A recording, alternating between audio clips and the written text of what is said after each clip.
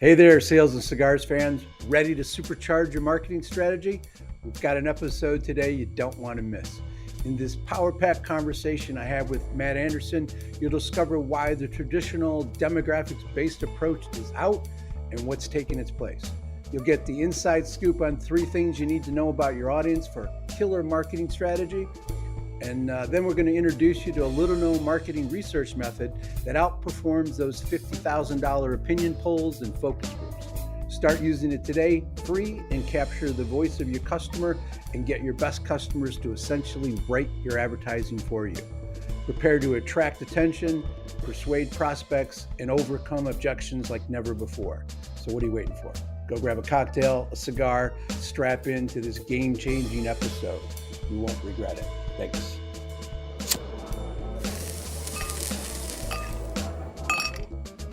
So Matt, I appreciate you taking some more time to come back and talk about this series that we've created about how to think about marketing.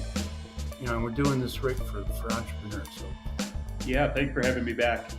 I'm looking forward to doing this until we run out of stuff to talk about, which I think might be hard to do. Take a while.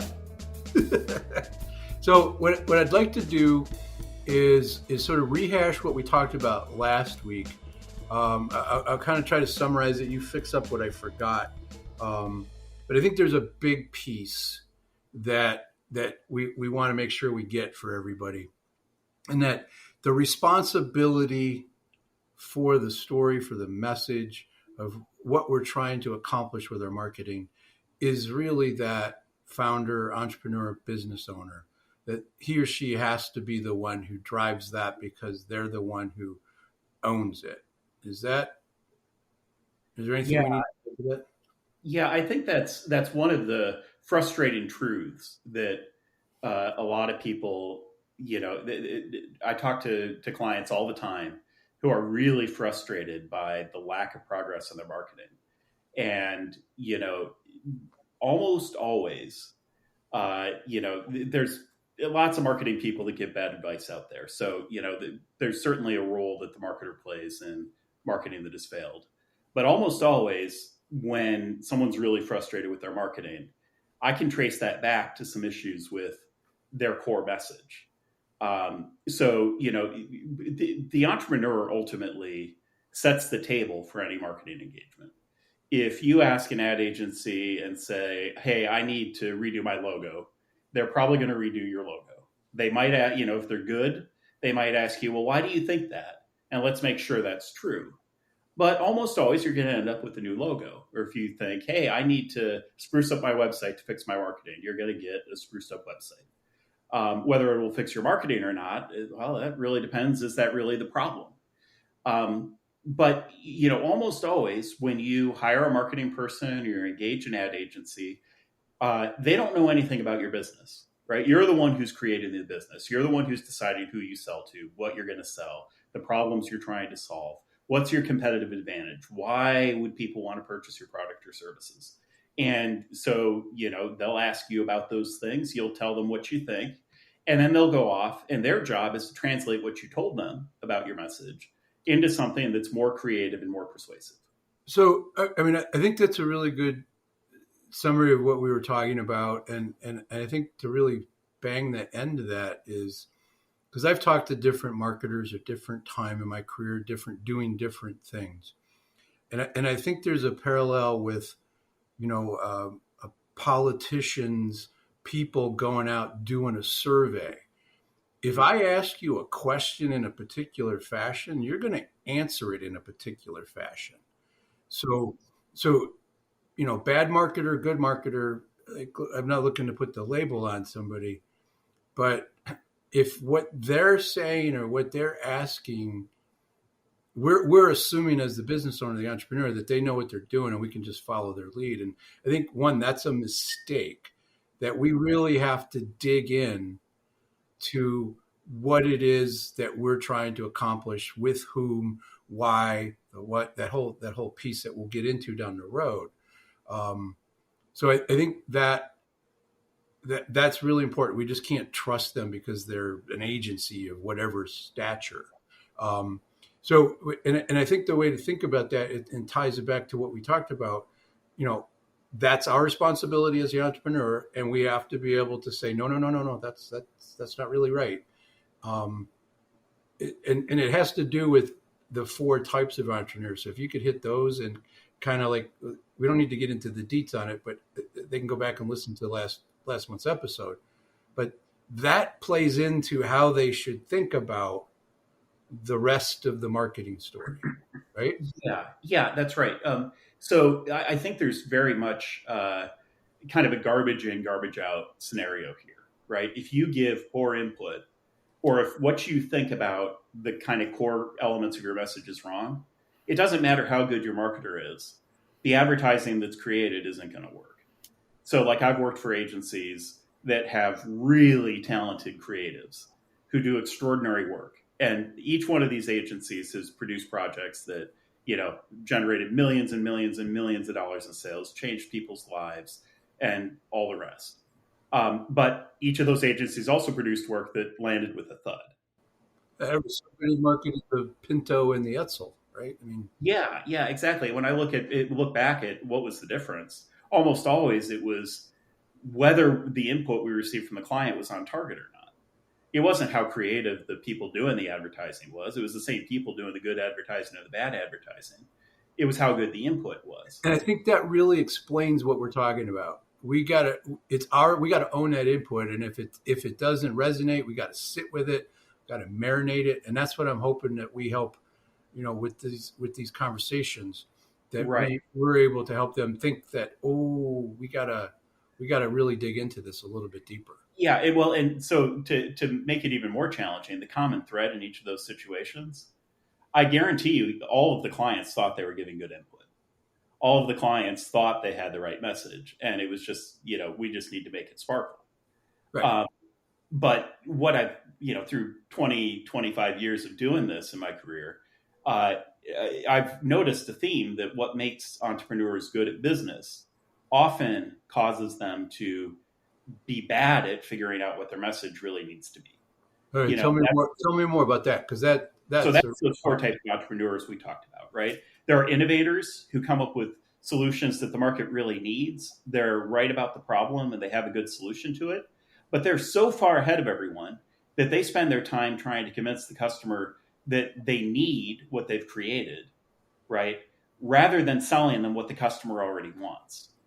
And almost always you need to start with what the customer wants and then figure out a way to sell them what they need. Right? So that's the problem with the innovator. Then there's the entrepreneur who's the imitator. They're not a professional marketer, but they've read a few marketing books, and the marketing books are persuasive. And so they come up and they hire an agency and says, I want you to, provide something that's concrete and unusual, right? Well, that's taken from made to stick. Well, okay, if your marketers can't do that, you probably got the wrong people. But that doesn't tell you what needs to be created, right? That doesn't help you figure out your message. That just, gives you some ideas on a filter of whether they did a good job at the end of the day or not. Right. And so, imitators, instead of focusing, what you want to do is you want to create a message that other people want to imitate. If you're just trying to imitate stuff that worked for other businesses, almost always it's not going to work for you and yours. And then there's the tacticians, who, they sat at the country club and, customer data platforms are the latest thing, or, so I need to get a CDP, or, I know I need a website, so I'm going to hire someone to do that. And, tactics are great. You probably do need a website these days, but what matters, what's going to move the needle is what your website says, not whether you have one or not. Exactly. And then the last category is escaping my mind right now. The last category of the optimizer people. Oh yeah, the optimizers. Those are the people who are really frustrated by how inefficient marketing is. They know, knowing that 98% of the people who see their ads aren't ever going to buy. It's like, hey, they're really good at operations and they've got an engineering mindset. And so they think they know exactly who to talk to, when to talk to them, and how to talk to them.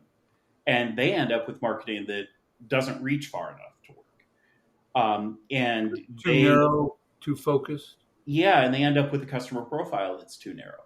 And so their message is, optimized before it even attracts attention. And so they focus on what's going to close the sale, and they forget all the things that they need to do to attract the right people in the first place. Right. So each one of them has a strength and a weakness, or both, plural of each.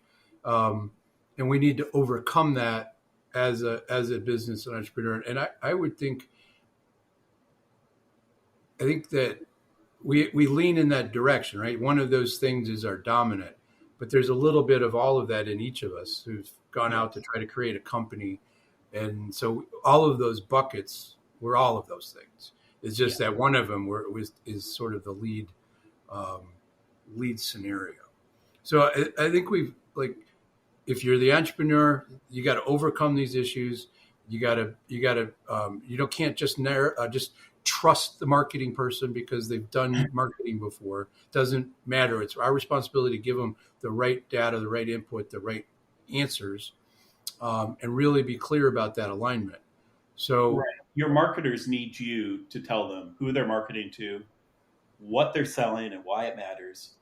Why, the why of your business, why does it matter? Why does it matter to the customer? What are your values? What's going to really captivate them and build that relationship? And then, how are you selling it? What are your offers? How are you distributing it? What is the sales process? What do you need the customer to do? Unless you have those pillars of the message really clear, your marketers are going to spin their wheels. Yeah, and you're going to piss away money. Exactly. So I think we nailed the summary, and I think if we missed it the first time, we hit it here. But I would go back and listen to that previous episode. So who is the who of the story we're trying to create? I think some people call it a ICP, or the ideal client profile, the persona, or avatar. Your ideal client, your customer profile. It goes by a lot of names. But it's all the same in a sense. It's just the context of how that marketing person thinks about it. So that's still the who. So I'm really interested in this because I think this can really get us off track quickly if we're not clear about it. And the other thing that I'm looking forward to is that that how later when we a couple of months down the road. But so let's talk about the who. And I don't think we're going to get through it today, but I'm going to let you sort of guide this, like that beginning part of what a business owner, entrepreneur needs to start to pull together before they even think about calling the marketing, right? Yeah. So, I think it won't surprise you, based on the conversations we've had. It may not surprise our listeners anymore, that I have a somewhat different take on what you need to know about the who in order to be an effective marketer. I'm sure you took a marketing class in school. You've read marketing books. You've definitely taken sales classes. What is it that, people tend to center on when they think about, okay, I need to define my audience? Well, they're thinking about like where they are, who they are, what do they do, what do they like, what do they dislike, how do I relate to them? I've made all of those mistakes, but I think I have a little insight because we've talked in the past. I know where you're going to go, and I think this is part of the reason why I wanted to do this with you is because you're flipping everything around. So just So traditional marketing and sales thought says we need to define who the audience is, which is absolutely right. But the way we tend to do it traditionally is by using demographic information. Geography, where are they located, age, sex, income, job title, industry, all of those things. And those things are important. There's a good reason that's common practice. It used to be that the only way you could get in front of an audience, because remember, all that marketing is getting in front of an audience and then putting a message there, right? You want to make sure you're in front of the right people, and you want to make sure you're saying the right thing. Well, it used to be the hardest thing to do in marketing was to get in front of an audience. And so you would use demographic information. You would go out to publications or TV stations or radio stations. You would get what's called a rate card, and that rate card would include their demographic study. They surveyed their listeners or their readers, and they figured out that 80% of them are men, and 25% of them make more than $150,000 a year, and 50% of them are married, and they tend to be congregated in the Northeast, right? And based on that information, you can say, you know what, I think there's a good chance that enough of my customers are in that audience that placing an ad in this magazine or running an ad on this TV show is going to be worth what it costs me. And then what happened is when they said, okay, we're going to allocate our budget for this year to these publications and these channels, then they would talk to their ad agency, and they would say, we need these ads to be created. Right. So in other words, traditional media thinking, traditional sales thinking is almost always demographics first, and then we're going to infer whatever we need to psychographically from the demographics, and then using that information, we're going to create our advertisement. And that worked when you could only buy media in a few limited places, and there wasn't that much media you could buy, right? That was all you needed to do. And it led to a very much lowest common denominator type of thinking. That's why you got these big brands that cater to 80% of the market. Tide became the largest detergent because it promised to make your clothes clean, right? And do so in a color safe way. It was better than bleach. But it's very simple, very lowest common denominator messaging. Today, we have a lot more options. And so what I think is marketing strategy, rather than spending 95% of your time on budget allocation and tactic selection, you need to spend 90% of your time on the message. And once you figure out what the right message is, it's really easy to get it in front of the right people. You could do it through all these digital platforms. You can do it just in a wide variety of methods. Yeah, and you can go that. I mean, one of the things you said to me in the past is that that's the easy part. Yes. It's like go finding the people. But if you don't know what that message is, and you don't know who those people really are, whatever the words you throw at them, there's just going to go in one ear and out the other, or not resonate, or not be there. So yeah, I mean, if you have $100 on a credit card, you can get in front of 10,000 of your ideal customers just by going to Facebook or Google or Instagram or whatever, TikTok. That's not the hard thing. But what it means is that because it's so easy to get in front of the audience, everyone else is getting in front of your ideal customer too, right? So there's so much noise. The latest study I saw said we see an average of 10,000 commercial messages a day, in the form of billboards and logos and ads on every website we visit, and ads are everywhere. How are you going to cut through, and what are you going to say that grabs your customer's attention, persuades them to be interested, and closes the sale? That's going to determine whether you succeed or not. So how do we do that? That's the magic. You got a wand? Like, how do we do that? Well, so we said that, our instincts as entrepreneurs often work against us. So what I'm hoping we can do in this episode and the next ones, as we unpack those core elements of your message, is to kind of give you a roadmap to what you need to know about your customer, what you need to know about your solution, what you need to know about your offer in order to create that kind of message that cuts through the noise and actually moves the needle. So just, we'll start with the who, right? And you need to kind of know your demographics, right? That's certainly a place to start. But if you're spending more than 5 minutes on that and you don't know that already, you're spending too much time in the wrong areas. So people in my space, in my world, yes, I want to talk to. I mean, we can shorten and widen the list of people, but I want to speak to a business owner. Yep. Who's frustrated. I mean, I literally want them frustrated with the same results from their sales team. Now I can go different ways with that, Right. right?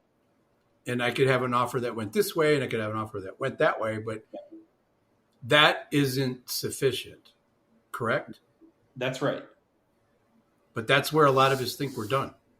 Right. Yeah, exactly. What I like to do with clients is, we'll get that just kind of rough customer profile, right? Just rough demographics. But I'm going to spend 90% of my time with them on the audience, trying to discover and really create an in-depth, almost architecture of what that ideal customer's psychology is. What are the things in the audience that make them an ideal customer? And then what's going to drive them? What are the hooks that we can use to grab their attention and then begin to persuade them? Okay, so let's talk a little bit about hooks. And so if I peel back my onion and start to think about my guys, Yeah. it's probably a guy, right? And not because I don't like women. I think women are smarter in a lot of ways than us Right. when it comes to running an organization. But a guy who is not overly emotional, but like cigars, has no problem being direct and blunt, that isn't offended easily. Yep. That probably, like, I could go down that path. Is that not? Am I making it too narrow, or is that the wrong direction? I think you're looking at the wrong things. Okay. So, where you started, it's probably a guy, right? Well, it may be that 80% of your customers are men, but they're probably your customers for a different reason than the fact that they're a man, right? Is there anything intrinsically about being a man that makes them a more ideal customer for you? Well, probably not. If you had a magic wand, you would probably say, well, no, my ideal customer starts off more in the psychology than their age or gender. Growth minded, is that more Growth direction? minded might be a place to start. Okay. And I mean, like, I could give you an example. Callaway Golf, right? They make high-end drivers. So traditionally, if we took a demographics first mindset, they'd say, well, this is someone who is, probably male, probably makes more than $150,000 a year, probably middle age, 30 to 50, maybe retired. They are members of country club. They, have played golf, and they like to, and they want to improve their game. Right. And with that information, we could find a number of magazines to advertise in. But today, when you go to these digital platforms, they have 10,000 variables on everyone, right? Probably, it's easier, it's more productive to target someone by behavior. It turns out for Callaway, someone who has spent half of their time online at golf websites for the last 30 days is probably their ideal customer, right? If they purchase golf balls every month from their credit card information, they're probably more likely to be the ideal customer than someone who makes $150,000 a year and is a 50-year-old male. Because of the urgency, because of that they're already in, they're doing some... Because their behavior and their mindset is a better indication that they're likely to be a customer than just the mere facts about who they are. Interesting. Right? So if you tell me you're a CEO, odds are you play golf sometimes, right? That's an indicator. But if you buy golf balls every week, I know you play golf, right? We can gather that information as marketers. Yeah, that information is available in the interest audiences. The Facebook and Google sell it to you in the form of interest audiences. They collect all that information and then they create audiences based on it. But that also tells you more about what you need to say, what you're interested in, and your preoccupations psychologically are where your message comes from. So if you want to get the right message, you need to know what makes your customer tick. And it's a lot easier to start with that information rather than try to infer that from, some sort of demographic profile of who your customer is. So, if I can sort of summarize what you're saying, is that the traditional approach, whether it's the 1950s or the 2020s, is asked backwards Yeah. about going after that information that is interesting, probably part of the whole thing, but we want to be looking more at the psychographics, the behaviors, what they're doing. Is that Yeah. part of the behaviors, right? What they're doing right now? That's part of the behaviors. So I went through a facilitation process with you several years ago. So I know you know a lot about your customer, right? If I ask you certain questions, you're going to give me a lot of good information. And this is where I think if we could really help the audience is by helping them understand what really moves the needle about their audience when it comes to creating marketing that works. How do you arrive at that message that's going to cut through the clutter and move the needle? Well, it turns out there are three kind of core things that you need to know about your audience. And if you can give your marketing team these three things, they're going to be, so much further along than where you start. Even the crappy marketers, if you give them the right information, can be more on point. Yeah. I mean, let's say that 50% of marketers don't know enough about how to persuade people to use that information, even if you have it. But if you have someone who's of average skill or better, getting these parts right, they may not come up with the most creative solution. They may not come up with the most persuasive wording. They might not even recommend all the right tactics. But I can guarantee you, if you have these three things right and it shows up in your message, you're going to be so much further along than most of your competitors when it comes to attracting the attention you need and persuading the people you attract to buy. Okay. We can talk about these three and then wrap it up and come back and talk about them in our next episode. Yeah, I think that's a good idea. Let's talk about what those things are, and then next time we can talk about how they ought to influence your message. Awesome. Cool. Well, so let's start at the beginning. And for me, that's always the customer's problems or pains. What is it that makes them an ideal customer for your product or service? Well, almost always they have some sort of problem or something or some frustration that you provide the solution to. Yep. And so you need to know what are the core problems that drive someone to be interested in the kind of solution you provide, and which problems of all the ones that might drive interest are the ones that are most important to ultimately making them the ideal customer for you. So if there's five of them, if they have five big problems, yes, then we still need to go back and prioritize those. Yes, but I wouldn't worry too much about prioritization before you make sure that you understand what those problems are and that you truly understand how those problems present themselves for your customer. So kind of the first step is, okay, let's identify all the possible problems. And here, what I would say is a lot of people make their list too short. Okay, so let's say you're an accountant. What problems do you solve? Well, I have people who need to get their taxes done. And I have people who need to make sure their books are in order. And then they might stop there. Blah, blah, blah. Boring. Yeah. Well, okay, we probably need to expand that list. They may not know, am I as profitable as I should be? At the end of the day, how do I keep track of my costs? Right? Do they have a cost issue? Am I paying too much in taxes? Right. Am I paying too much in taxes? Is my corporation structured in the right way? What about payroll?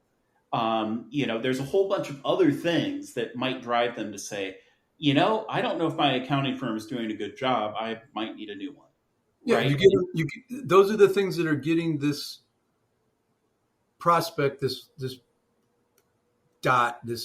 ideal client, to be thinking about their problems differently, to be this is making me kind of churn a little bit. Is that part of Yeah. this? So the angst that a problem creates, people almost, there's inertia isn't just a law in physics, right? It's also a law in marketing and sales. People have a tendency to keep doing what they're doing unless they have a really good reason to motivate them to do something different. Status quo, baby. So it's Yeah. And so the problems and pains you're looking for, what are those frustrations? What are the issues that are generating enough emotional energy that it might actually get them to look at something different? And then if they look at something different, end up doing something different and buying the solution you're offering. All right. So that's one we can still dive into more. What's the second one? Well, the second is what are their unmet desires, unrealized desires? What are the goals that they want to achieve? Right? So if the pains and problems are the negative emotions that might motivate them, the desires or the goals are the positive emotions. What is it that they're working to achieve? Who do they hope to be in the future? If they could wave a magic wand, how would they change their life to make it better? So it's the positive spin on the negative things, but we're talking to the same people that resonate with them, right? Exactly. So it might be the flip side. My problem might be that I don't have enough leads, right? But my unmet desire may be I want to be financially secure.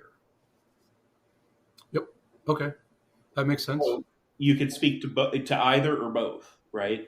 Or both of them in different ways at different times, right? Exactly. And our third key core element.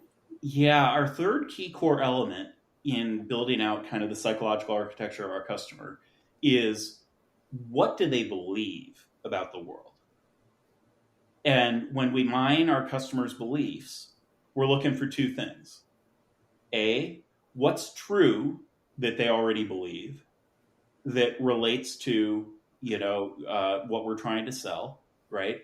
Because if you reinforce what they already believe and you show how what they believe means they ought to be your customer, well, that's a pretty persuasive way to move the needle, right?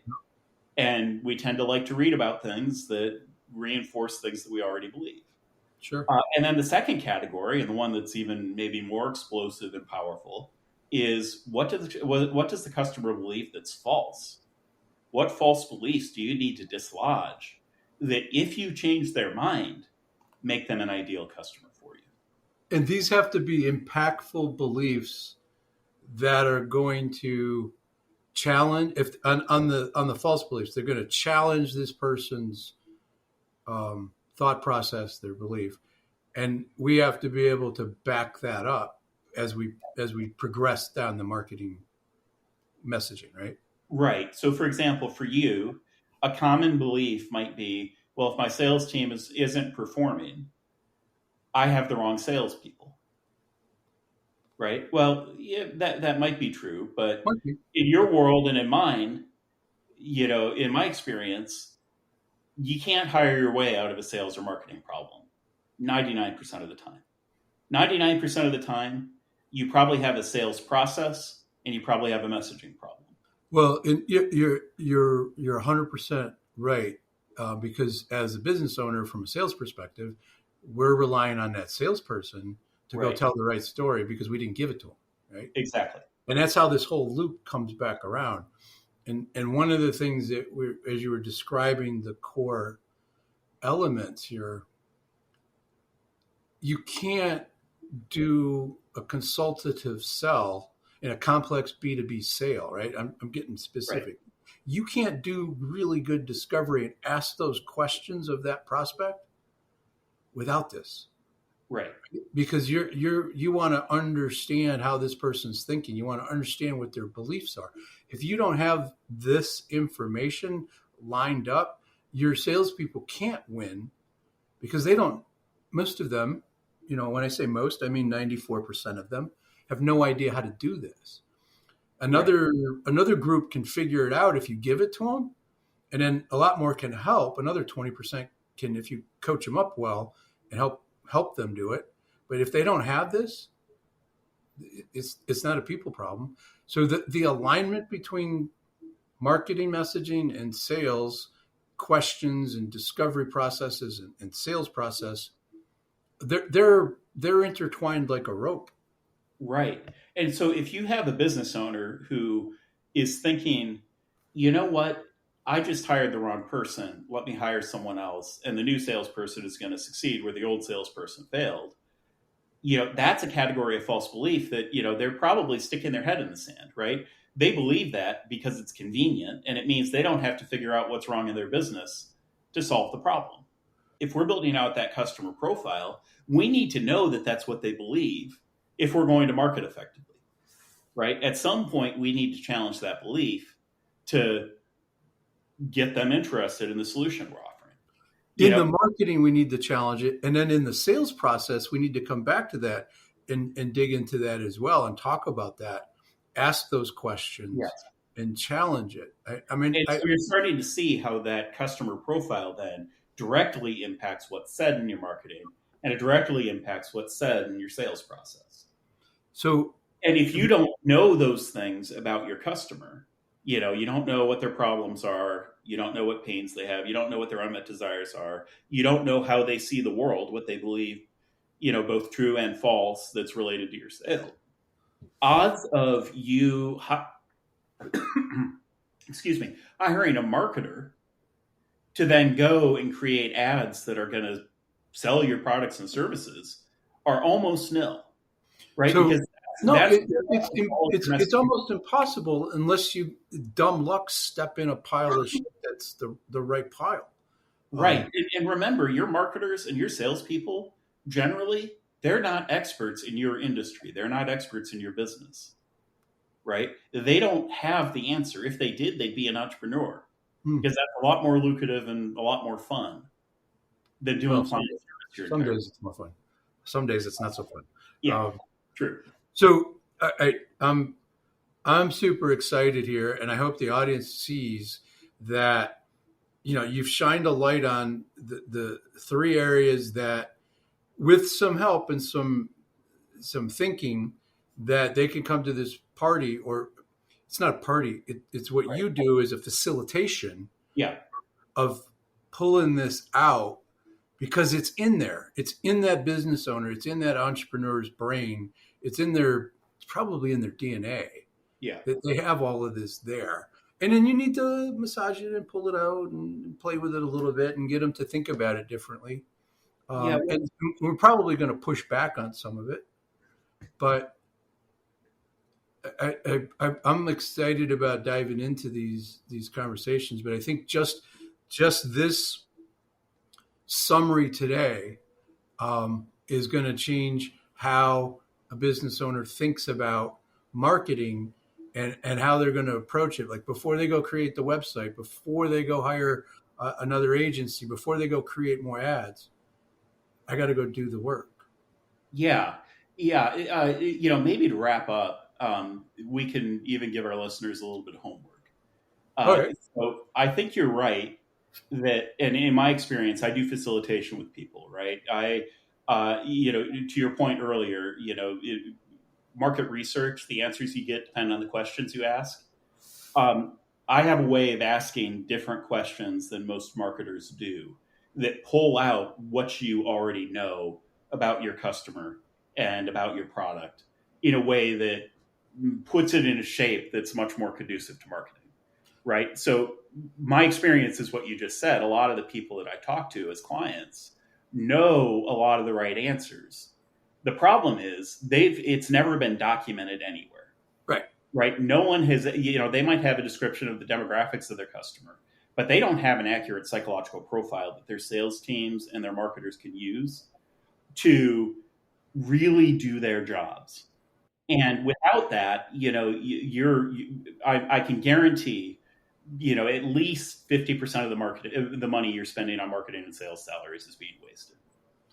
So, I'll say this as we wrap up. I think that if somebody heard something here again that, like, they should be excited if they're trying to fix their marketing, that, we're going to talk about this and we're going to give this kind of information and going to help them go through Yeah. this. But if they want to expedite this process, they can just call Matt. Yeah. Yeah. I mean, well, that's the easy answer, right? Just give me a call. You can find me on Zegio Marketing Solutions, which is zegg.io, which is online. And we can schedule a free consultation and, figure out if this is the right solution for you. But, even separately with the information that we've given you already, just in this first episode on the audience, I would challenge you to start to build out that, customer profile. What are all the pains or problems that might cause someone to be interested in your solution? What do your customers dream about? What outcomes do they want? What are their unmet desires, related to what you sell? And then don't stop short. Just no, go. Just yeah, fill the page, right? yeah. I start with a list of at least 10 problems, and you might find that you're able to condense them down to 5.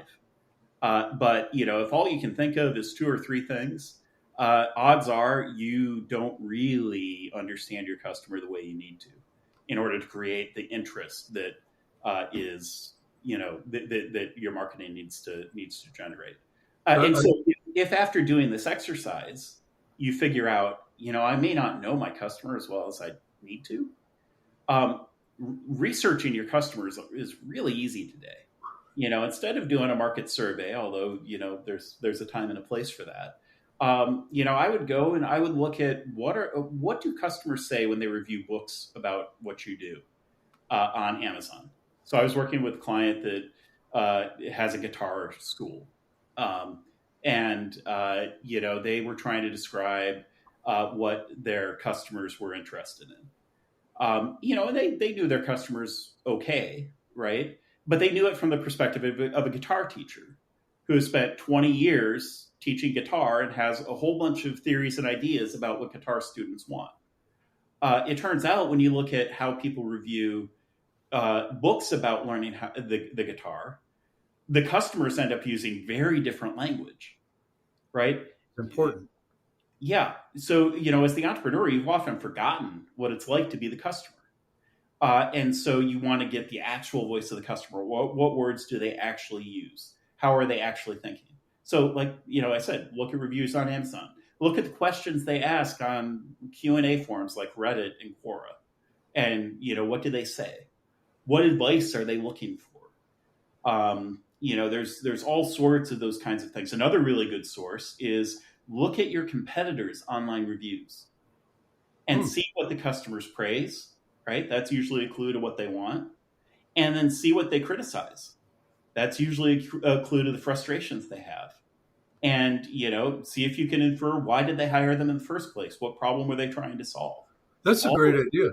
That's a really, trying to understand and deconstruct, and getting the right language and the right angle to see your business from their perspective. And then that allows you to, it's hard to do because you're immersed in it, right? We're living it every day, and most of us have been doing it a long time, and we have a bit of a perspective that can sometimes be cloudy.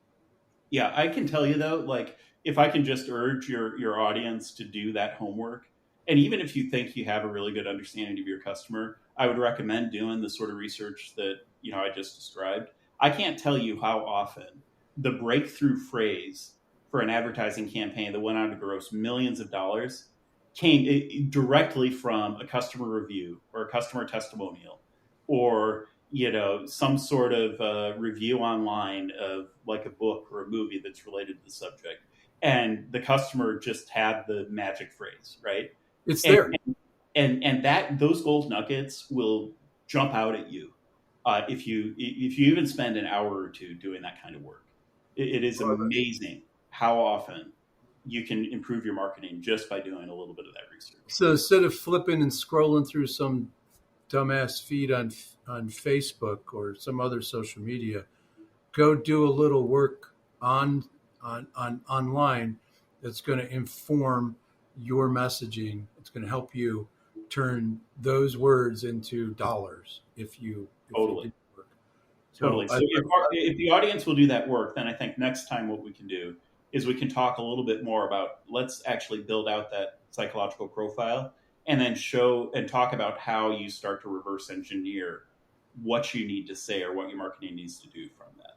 So I know what my Sunday afternoon is going to be, with a cigar and a cocktail and sitting in front of the computer doing some research on, because I'm an asshole. So yeah, if I could glean that from a competitor's website, totally, right, that is so satisfying. But that's just, or for you too. I'd look at all the sales books on Amazon, or at least the best sellers, and then just spend 45 minutes scrolling through customer reviews.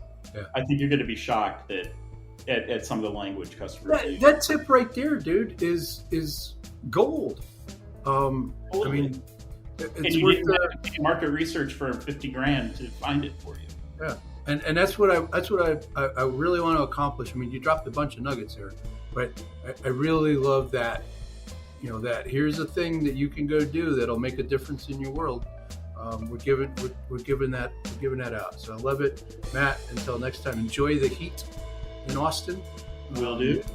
And behave yourself. Thank you. Yeah, no, thanks a lot, Walter, and I look forward to the next conversation. Awesome. Me too. To get your copy of Walter Crosby's new book, The 7 Critical Mistakes CEOs Make with Their Sales Organization That Stop the Company from Scaling, follow the link in the show notes or go to Amazon.com. Thank you for listening to Sales and Cigars with Walter Crosby of Helix Sales Development. For more on sales and cigars, remember to like, share, and subscribe. Sales and Cigars, produced by thepodcastproshop.com.